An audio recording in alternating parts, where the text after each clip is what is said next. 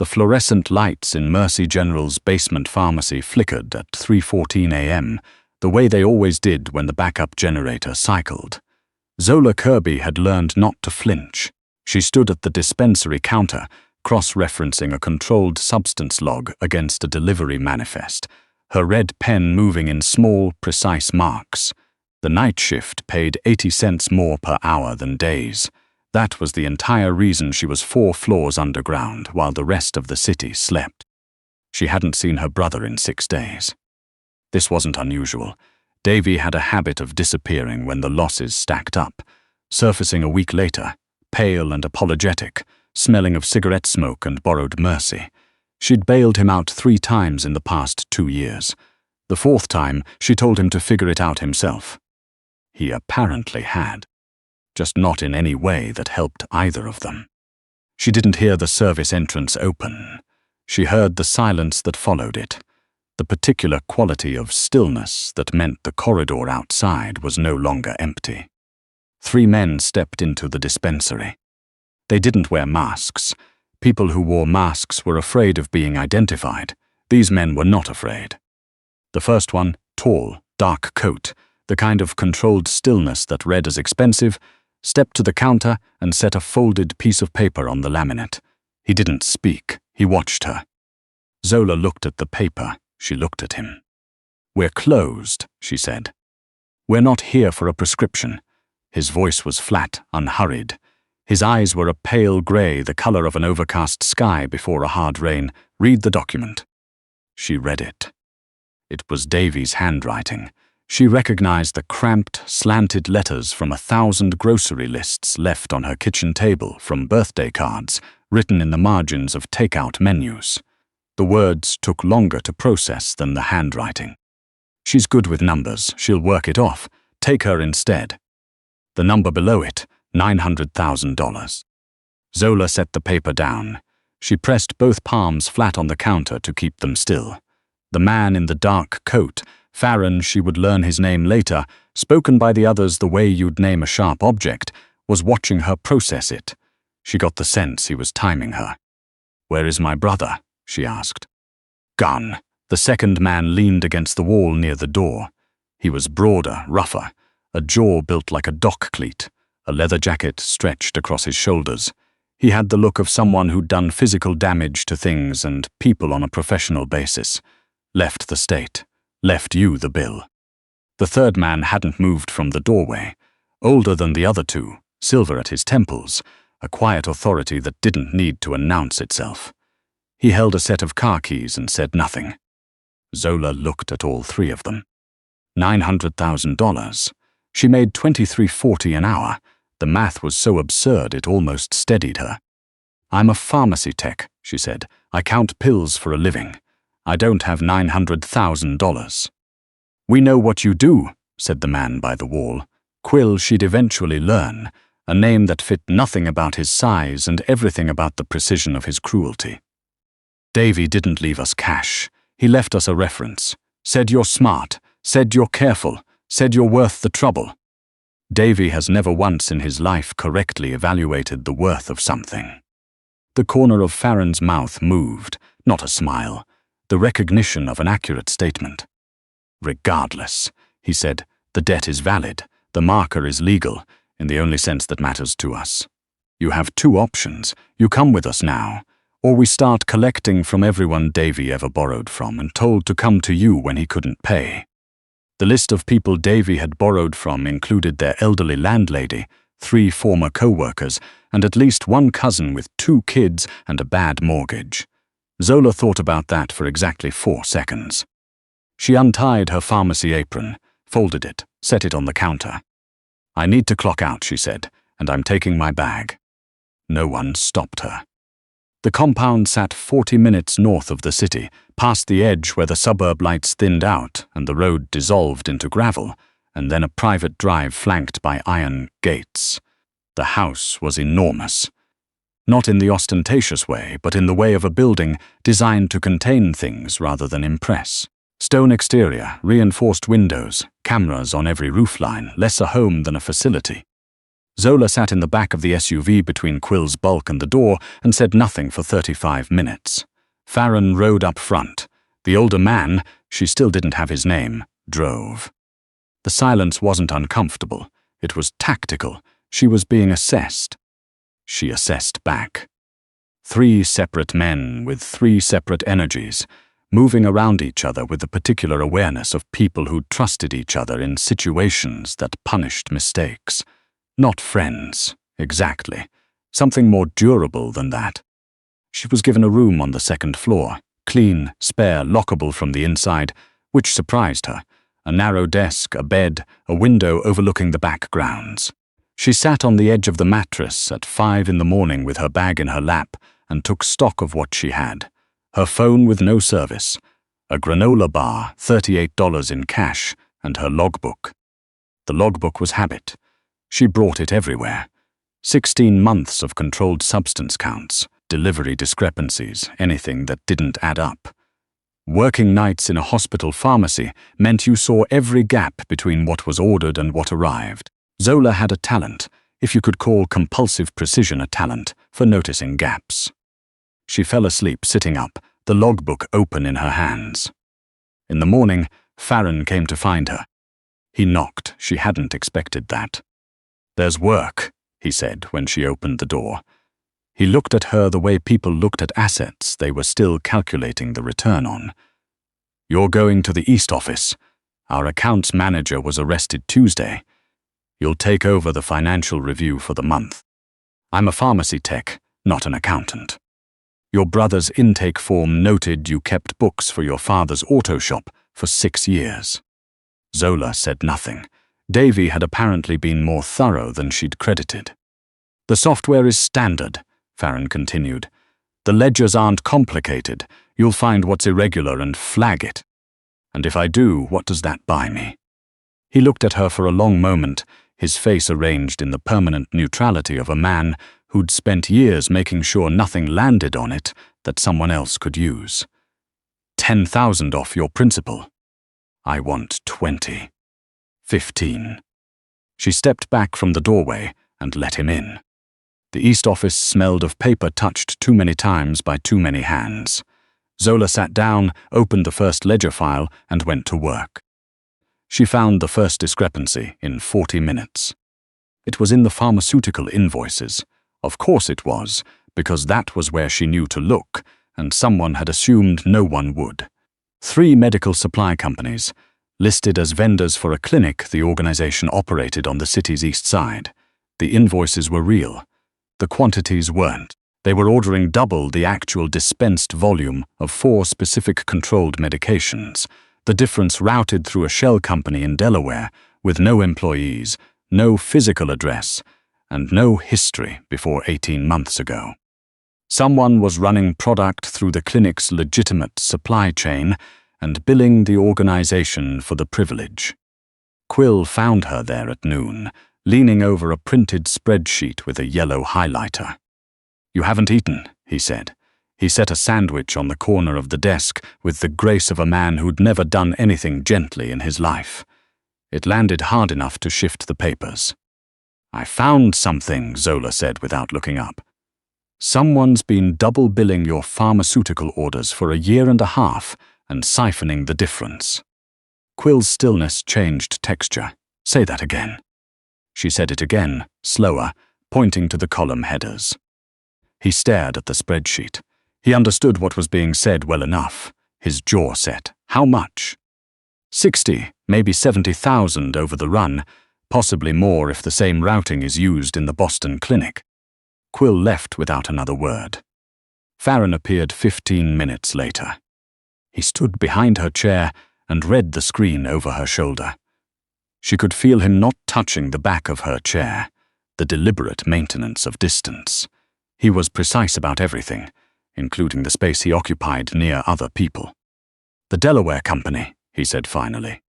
"Incorporated within a month of your clinic opening, the timing isn't coincidental." Farron reached past her and scrolled the spreadsheet. His hand didn't brush hers, but it came close. "You found this in half a day. I know what pharmaceutical theft looks like. Same structure as dispensary diversion, different scale, same architecture. He straightened, looked at her from a different angle, the way you'd look at a piece of equipment you'd been underestimating. Flag all of it. Print everything, originals and copies. She was already printing. At the door he paused. Deduct 25,000 from your principal. It was the first time he'd given her more than she'd asked for. The nights in the compound had their own rhythm. Farron worked late in his study. Quill came and went at strange hours, returning quieter than he left, which Zola had learned meant a job had gone cleanly. The older man, Aldent, she'd finally heard someone use it, a short, unremarkable sound that suited his unmovable presence, sat in the library after dinner with the kind of book you only read when you'd already made peace with most things. One week in, Zola started sitting in the kitchen at midnight because the East office felt like a cage and the kitchen had a window. Aldent found her there on the third night. "You can't sleep," he said. It wasn't a question. "I sleep fine. I just sleep late." She poured a glass of water. "Who are you exactly?" "Someone who kept the peace between the other two long enough that keeping the peace became my function." He sat at the kitchen table without asking if she minded. She noticed for the first time that two of his right-hand fingers didn't bend quite correctly. Old breaks, improperly set. He'd lived through things. All three of them had. "Your brother left you a debt he knew you'd honor," Aldent said, "because you've always honored his debts. That's not loyalty on his part. That's knowledge of your character being used as a resource." Zola said nothing. "I'm saying it anyway," he continued, "because I watched my daughter go very quiet when she was angry, and quiet women get underestimated, and then they do something with that, and I prefer to know in advance. I'm not planning anything." "No." He glanced up. His eyes were warm and unhurried. "You're gathering information," he stood. "Get some sleep. You have the Boston logistics files in the morning." He was right. She'd been gathering information. She just hadn't decided what to do with it yet. The thing that changed everything happened on a Thursday 3 weeks in. Zola had expanded her review to the Boston clinic, cross-referencing shipping manifests with federal registration filings and comparing both against the internal dispensing logs she'd rebuilt from scratch. She found the same double billing structure, different shell company, identical Delaware incorporation date. The same date, the same person had set up both shells. She pulled the corporate registration documents. The registered agent on both was a man named Pittman. She ran his name through the public business registry. He appeared on 11 other companies, 7 of which had direct connections to a distribution firm that regularly contracted with the organization's logistics network. Someone inside their own logistics network was running a secondary operation within the primary one. Quietly enough that no one had noticed, because the numbers were too small to trigger alarms and too consistent to look like accidents. She was printing the last of it when the shouting started upstairs. The compound had its own acoustic logic. She knew Quill's footstep by now. Heavy, deliberate, the cadence of someone who walked like they owned every floor they crossed. His step was absent from above her. He was already up there.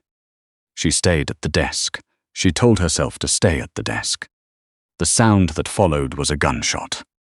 Then silence.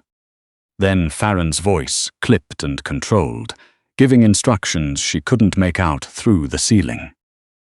She was at the bottom of the stairs before she'd made a conscious decision to move. The study door stood open. A man she'd never seen, younger, expensive watch, bleeding from his nose, was being held against the far wall by Quill.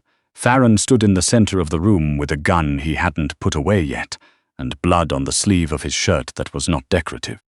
The window behind his desk was broken. Someone had tried to come in through it. "Get back downstairs," Farron said, seeing her. "You're bleeding." "I'm aware." His voice was completely controlled. This was the discipline of a man who had been shot before and found it manageable. "Downstairs, Zola." "Let me see it." "Aye. You have glass in your arm. Arterial involvement is a real concern, and I work in a medical facility." She crossed the room without asking permission again. She moved his hand from the wound and looked.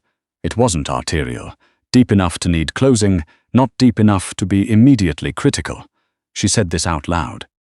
"That's more optimistic than I expected," Farron said. "I'm describing the injury, not the situation."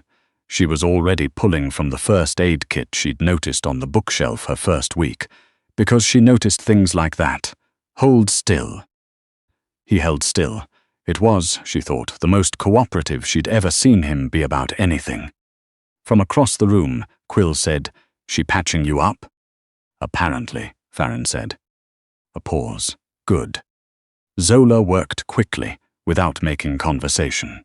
The silence between them had a different texture than usual. It was close, specific. She was aware of his breathing slowing to something even as she worked. The way patients settled when they understood the hands attending to them knew what they were doing. "The Pittman files," she said, tying off the last of it. "I was about to bring them up." His eyes, which had been on her hands, moved to her face. "What about them?" "He's inside your logistics network, has been for at least 2 years. He's running a secondary operation through your supply chain." She packed the kit away. "Whoever sent this man through your window didn't send him because they were unhappy with your margins. They sent him because someone inside tipped them off that you were starting to look at the books." Farron was quiet for a moment. "You found this tonight?" "I found the second shell company this afternoon. The connection took longer." She looked at him steadily.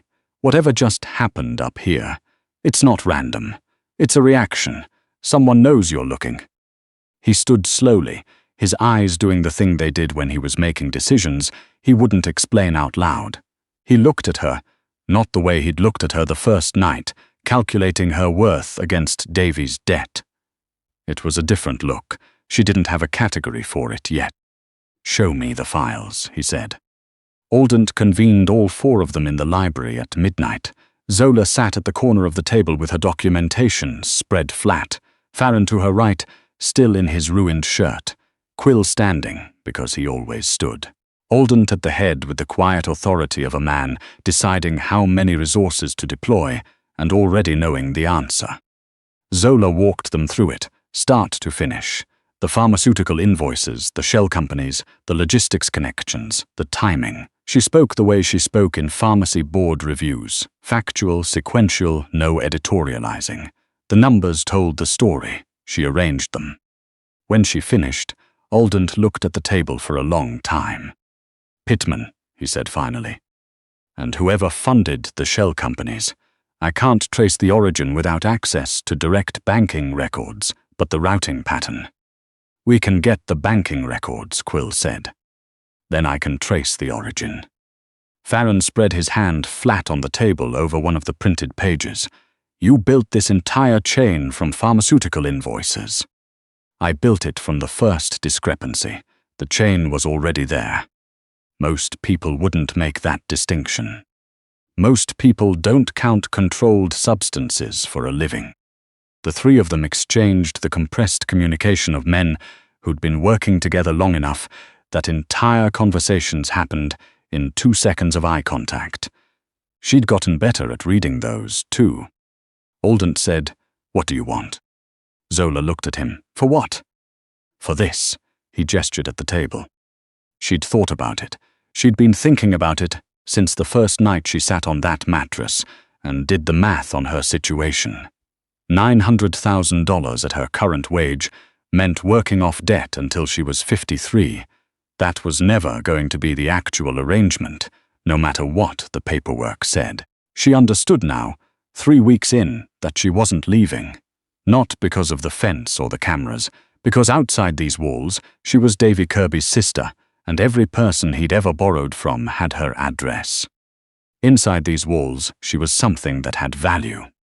"I want to run the audit permanently," she said. "All 3 clinics, the logistics network, the full supply chain, full access to financial records. If I find something, I get 10% of whatever you recover." She looked at Farron. "And I want Davy's name off the marker. Whatever he owes, he owes. But it's not mine anymore." Quill said, "You're not exactly in a position to." "She's right," Auditing said. Quill stopped.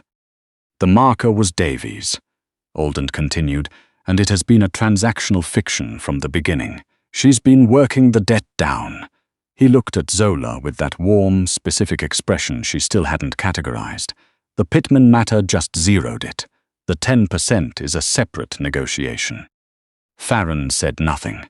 He was watching her the way he watched ledger columns, when he was looking for the figure that changed everything else. 7%, he said. 8. Done. 3 months later, Zola had an office. Not the East Room with the filing cabinets. A room on the main floor with 2 monitors, direct access to the logistics network, and a door that locked from the inside.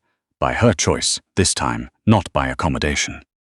She'd traced Pittman's external funding back to a competing organization that had been quietly attempting to compromise 3 different supply chains for over a year. The information had been worth considerably more than 8% of $70,000.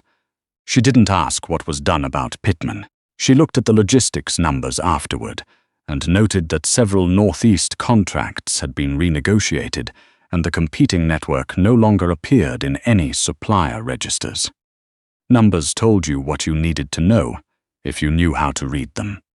She was reviewing the quarterly report when the security monitor on her desk showed a car she didn't recognize, a beat-up sedan, the kind that cost less than her old apartment's security deposit. The man getting out of it was thinner than she remembered, wearing clothes that had been slept in.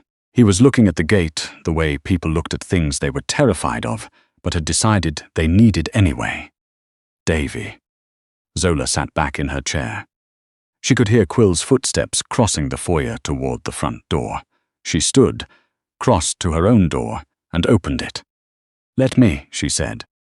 Quill looked at her from across the entryway. He looked at the monitor. He looked back at her. He stepped aside, not without reluctance. Not without leaving a clear suggestion that he would be exactly 10 seconds away, but he stepped aside. She went outside. Davy saw her, and his face collapsed into something complicated. Relief, guilt. The arithmetic of someone who had run all the way back to the place they were fleeing because everywhere else had turned out to be worse. Zola. His voice cracked on it. "You're okay, I didn't know if you were. I was afraid they'd." "I'm fine." She stood at the top of the steps with her hands in the pockets of the jacket Farron had left outside her door 2 months ago because she'd mentioned once she was cold. "What do you want, Davy?" He spread his hands. "I want to fix it. I have some money. Not enough, but I thought I could negotiate, I could explain. The debt is settled." His mouth opened, closed. "You paid it off?" "I worked it off." She looked at him. The anger she'd been carrying since that night in the pharmacy had, at some point she couldn't precisely identify, stopped being hot and become something flat and clear. "I'm not angry at you anymore. I don't have room for it. But you don't get to come here and fix it. There's nothing left to fix." Then what? He looked past her at the house, the gate, the cameras sweeping their slow arc across the drive. "Are you a prisoner here? Are they?" "I run the audit operation for 3 clinics and a logistics network spanning 2 states. She let that sit for a moment.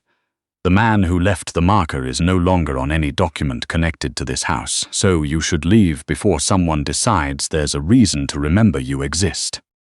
Davy stared at her. She watched it happen the moment he understood that she had not been waiting to be rescued, that the rescue had already occurred, that she had conducted it herself. He left. She stood on the steps until the sedan's taillights disappeared down the gravel drive. The gate closed behind him with a sound like a sentence ending. The front door opened behind her. She didn't turn around. She knew Farron's footsteps by now, the deliberate even weight of a man who moved through rooms like he'd measured them in advance. He stopped beside her. "That was your brother," he said. "He's gone." A pause. "Are you all right?" It was the first time he'd asked her that. She'd found the leak in his pharmaceutical accounts, rebuilt his financial infrastructure, and identified a network-wide mole and patched his arm with glass still in it. And it had taken him 3 months to ask if she was all right. "I'm fine," she said. Zola. She looked at him. The grey eyes, the controlled face, the sleeve rolled back on the arm she'd sutured, the faint scar at its edge. He wasn't calculating anything right now. He was just looking at her. "Yes," she said, "I'm all right." He nodded and didn't move to go back inside.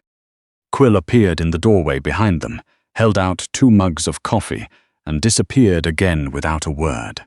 Alden's voice drifted from somewhere deeper in the house, reading aloud to himself, a habit she'd stopped finding strange, and the gate cameras completed their arc, and the compound settled into the particular quiet of a thing that had found its order. Zola took one of the mugs. She'd come here with a granola bar, $38, and a logbook full of other people's discrepancies.